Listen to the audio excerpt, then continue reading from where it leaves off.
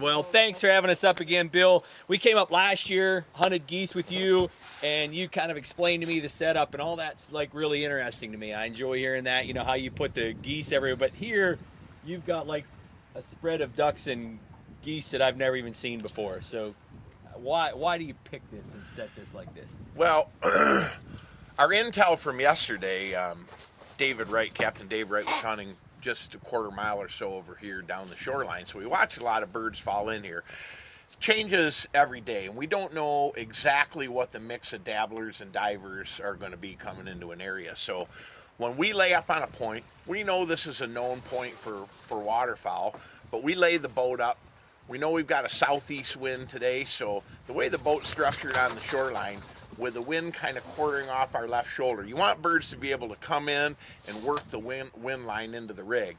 So a term, it's very rare, I don't care where you go, it's very rare that you're going to get the wind perfectly at 90 degrees to your back. Okay. So it's usually coming at your back, but on one side or the other. So in our service, we use the term strong side and weak side. And it doesn't mean anything for positioning in the boat other than Jerry's at the front of the boat today because the wind's quartering off our left shoulder. Yeah, coming here. I told him he's strong side hammer, I'm weak side hammer. It's important that when we're putting the decoys out, we set them a certain way so that the birds can work tight on the weak side and then pocket into the strong side of the boat. We also want... Now you're weak side here and he's strong side. And he's strong side, that's okay. right. So we want really good shooters on the strong side and on the weak side because they have to handle birds flaring out on the corner. No, wait a minute. So is that why you put Sherry and I in the middle? I think he's trying to say something here. He's trying to say something here. How do you hear that? All right. No, but I asked that question. Yeah, sure. The other thing is, if we're shooting in this direction,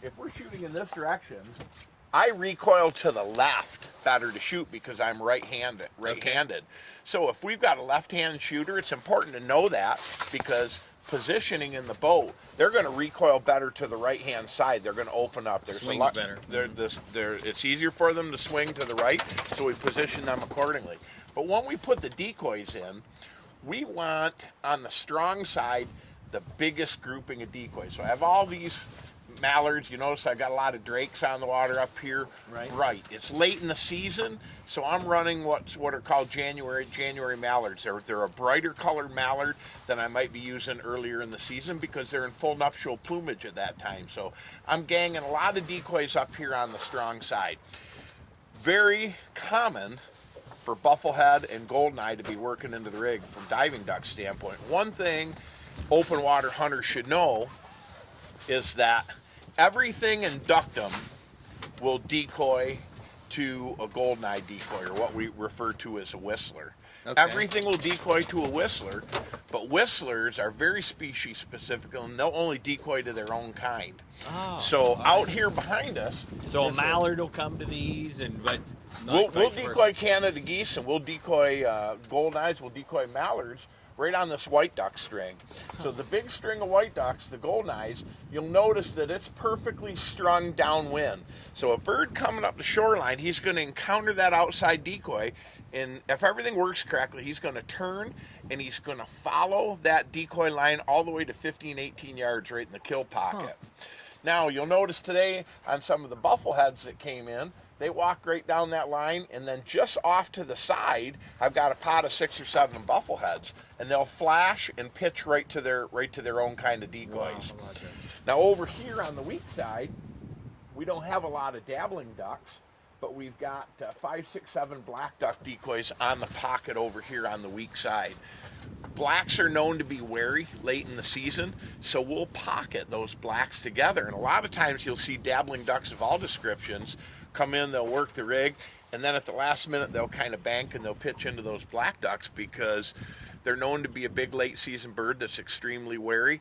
And do they go to their own too, like the butler? They can go to their own, but they're just a confidence builder for ducks, especially ducks that have been pressured late in the season. And then way over on the weak side and strung down the shoreline are Canada geese.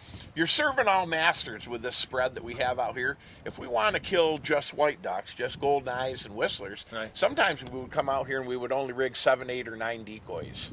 and they'll really pitch into that. But not gotcha. knowing what we're going to have an opportunity to shoot. Man, we had a lot of geese here too. So, Right. Yeah. You need to have something that represents all avenues when you're when you're hunting those ducks. But you'll notice what I've done is nothing's real tight today.